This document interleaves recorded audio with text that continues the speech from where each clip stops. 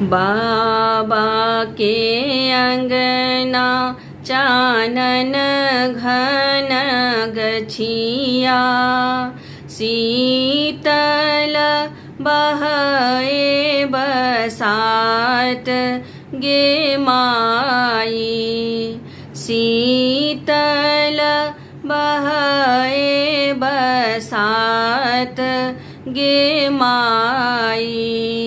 ताही तर अपन बाबा पलंगा ओछाओल,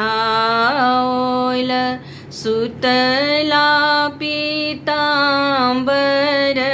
तानी गे माई, सुतला पीतांबर